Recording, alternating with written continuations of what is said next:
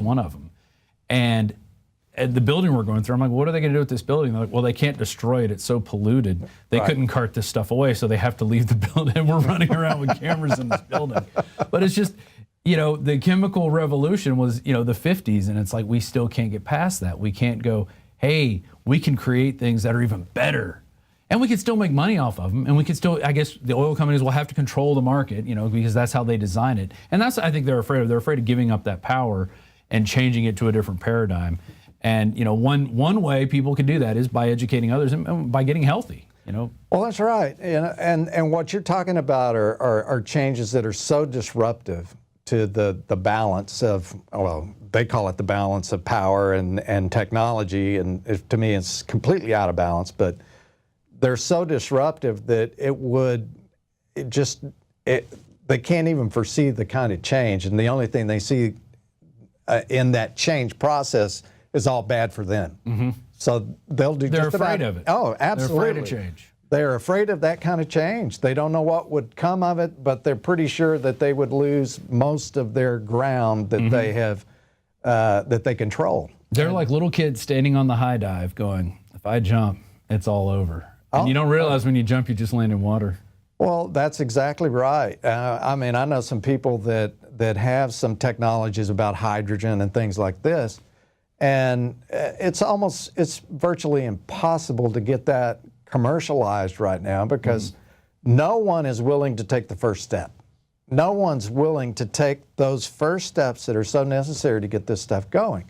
And you and I both have heard stories about, well, there's all kinds of alternative energy technologies, this and that are stymied before they ever really get started. Well, the patents are bought up and then they're sealed away in locations that we'll never get to see.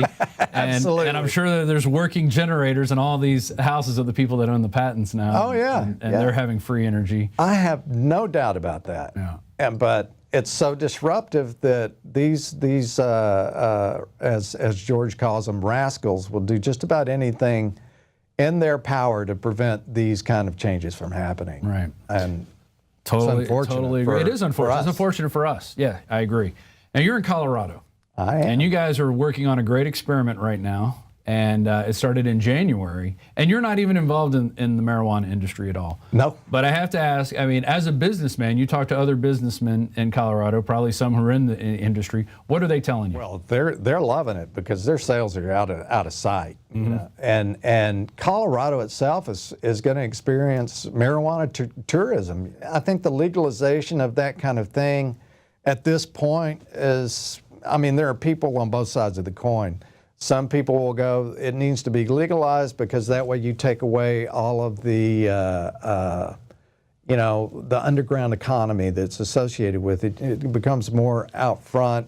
And you can tax it. You can tax it, and boy, they do tax it. I think it's 22% tax on marijuana sales. The state's reaping some pretty good benefits out of it. I'm not a user, you know, of pot, you know, but I know lots of people are, and it doesn't matter to me. I think that controversial issue is going to play out nationally. I think there's 5 more states that have it on their ballot. You know, Big Tobacco was in this game 40 years ago. You know, they wanted to do vending machines and things like that. They were ready. They were ready. They were ready to never happened like they thought it would. And now it's kind of interesting the way it's coming to play because it's all these small-time independent companies that have sprung up that are doing this now. And I respect that. I think it's great that it's not so controlled by these big, large corporations. And that's what I see as the downfall of it going to many more states is that eventually a big player is going to get in the game like a Monsanto and go, well, now it's time to start making the seed that grows in 2 months and produces THC that's 50 times powerful than what we have today. And we're going to buy everybody up and all these small commercial farms, and we're going to buy them up and then have one under a giant agribusiness umbrella, which I could see coming 10, 15 years from now. Yeah. So I think the time to get, if you're going to get in the game is you got to get in quick with these things before, which is good when you're a single person or a small group, you can be more nimble and make those changes. Absolutely. I agree with you. I think that you're looking 10 years, you're going to see, at least the way things move at the present time and at the present pace. I think that that's what you'll see is more consolidation in that industry, and you'll see bigger players on a national scene. And get back to GMOs, Steve. What is new in that arena? A lot of people, a lot of our viewers are really into that as a topic of consideration, where they go out and they make videos, they protest, they get other people involved, they educate. What's new on that front? Well, baby steps. It's all about the labeling right now, I think, for the consumer. Right. You want to know what's in your food. So you got baby steps. I think it was New Hampshire finally got a labeling law. We've got, more and more people becoming more and more aware. But you still have so many people that don't even know what a GMO is, genetically modified organisms. What is that? Why is it bad? And it's a whole educational process. Jeffrey Smith has been, the leader, I think, in that. Dr. Oz's wife is heavily into the anti-GMO, no GMOs, no GMOs. And a lot of it, too, is there's just been some lack of coordination between certified organic products, and now you have non-GMO certified products. And people are confused. A lot of people think that non-GMO is better than organic, when certified organic products cover the whole gamut.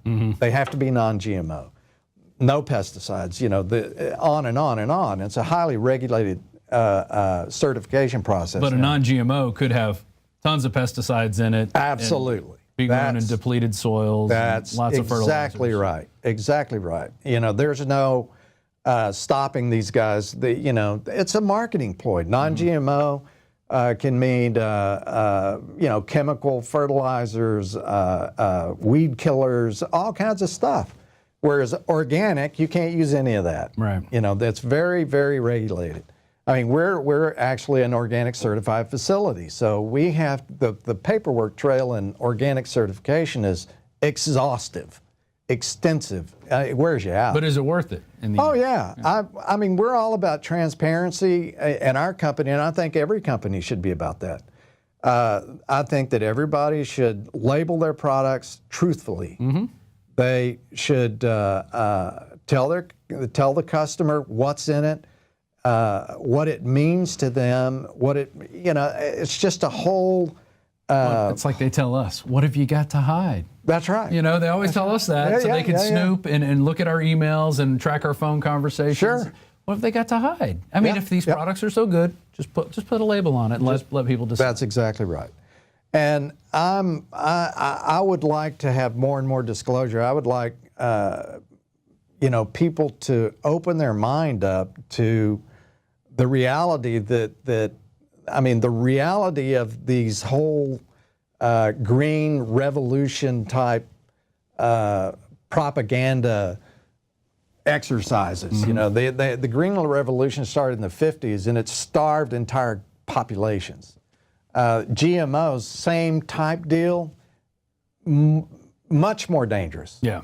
In my mind. I mean, it's a threat to our existence as a species to me.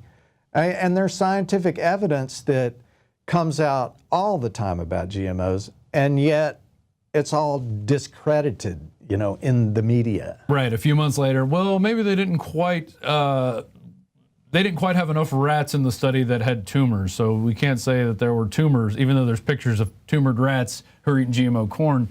But then they try to discredit that story that came out, and that was a big story. That was something that, and it's just every time we find something, we're like, we got you. They come out, oh no, fluoride's good for you. Oh, right. Fluoride's good for you. It's good for your teeth. Yeah, it's good for your teeth. It helps your teeth. My dentist says, and we have the mayor of Austin said, well, I talked to my dentist, and he said, American Dental Association dentist. Right. These guys aren't programmed. No, absolutely not. From an early age. The conditioning is incredible. I mean, the extent of the conditioning never ceases to amaze me. I've talked to people that were in California during the big GMO vote, the labeling vote out there. And they said, well, we voted against it because it was going to raise the cost of our food. And I was like, how? is that going to happen? They claim with printing new labels, because they'll have to print special labels for California. And that's going to cost so much money, it's going to raise the price up. Yet they spent millions and millions and millions of dollars to fight it. They could have printed a label for every product for years, you know. I think that we have to become better at responding to their tricks. And I think that that's where we, as a movement, I guess, if you want to call it a movement, have really come up short is education. Try to educate the people, trying to find the forums to educate people. As you say, you don't think it's gone far enough. I think we've made big strides in educating people with GMOs, because 5 years ago. Oh, well, yeah. You know, on a comparative basis. Never have heard of this. This was not been a controversy. Jeffrey Smith's been talking about it for a while, but it wasn't even on the radar with most people. That's right. And, you know, that was the great thing. Alex sent a crew out there to interview Jeffrey, and I've even read his book, Seeds of Deception, and just the process of how they make these GMOs. I mean, just read about the gene gun, the gold-plated gene gun that literally shoots genes together. And you're like, what? This is how they do it? No, it's not. They're not taking electron microscopes and like getting the right pieces. You don't know what you're getting with that grasshopper gene that helps your grass, you know, it be impervious to weeds. You have no idea what you're getting. That's exactly for a bunch of control freaks. Yeah, they have no control. No, they're literally shooting genes with a gun into other genes, and that's how they're splicing them together. And it literally is mad scientist world. Oh, it's mad scientist. Yeah, you know, and the guy that exposed the whole GMO thing in Europe when they were trying to get the potato thing through the GMO potatoes, he got canned. Oh, yeah. Just immediately. Very, very quickly. I mean, just like that. Hushed him up and told him that we're going to sue you if you say anything else about GMOs. Yeah. He did have the courage to still come out and speak, but, I mean, he was gagged. They do not want this information getting out there. Absolutely not. Well, I mean, 4 or 5 companies control most of the seed stock now in the world. That's, to me, that's criminal. Yeah. You should not be able to do it. And it's so insidious the way they go about this. You know, most of the small guys that they have these little machines that go out and they take part of a farmer's crop and they shake the seed out so that he'll have seed for his next crop. Right. Well, they as we say in Texas, wallet whip them. They start suing these little guys saying that you are shaking our seed out of that crop. That's patented. That's patented. You owe us money now. Yeah, you owe us money, and they just sue them until the point where they have to give up. They have no more money. I mean, these guys make $30,000 or $40,000 a year. Right. You know, and it's just, it is infuriating to read these kind of stories to me. What's even worse is they'll go after farmers if they have a Monsanto crop here and you don't have Monsanto, but it gets pollinated and starts growing it. Not by any fault of your own. They'll come out and sue you for patent infringement. All right. I mean, cross-pollination. It is insane what they do to these people. There are so many cases. I attend several forums where some of the guys that are actually fighting Monsanto because of this cross-pollination, you know, these lawsuits, the wallet whipping and things like that. And unfortunately, I mean, there are way too many losses in the court system for this criminal activity that Monsanto is engaged in. And I don't know where it's going to stop or if it ever will. I hope it does.